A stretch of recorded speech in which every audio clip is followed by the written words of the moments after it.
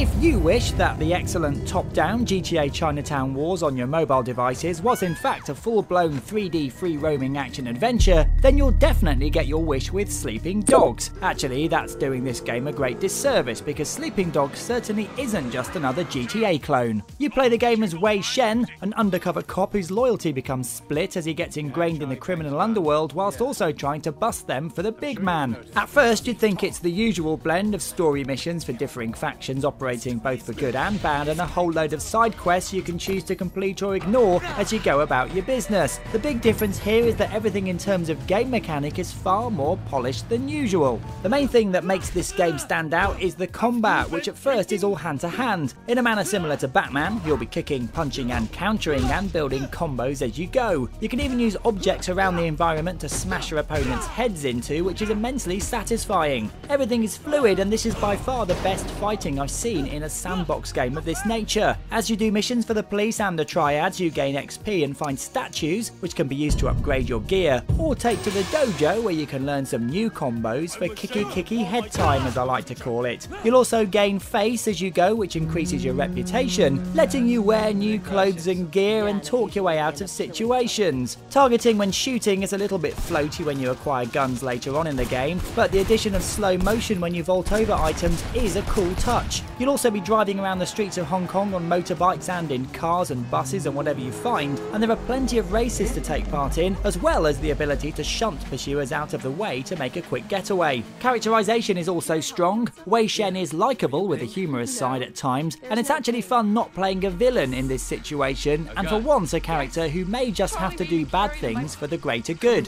Sleeping Dogs is actually one of the best open world sandbox games I've played. It's not as silly or bombastic as Saints Row, but it certainly benefits from really solid combat, which usually gets neglected in this type of game. For this reason, it can't get any less than 9 out of 10. You've been watching a review from Gamesweasel. If you want to get the show each week, which includes video game reviews, news, previews, competitions and special features, then head over to Gamesweasel.com for our video podcast, Gamesweasel TV. Gamesweasel.com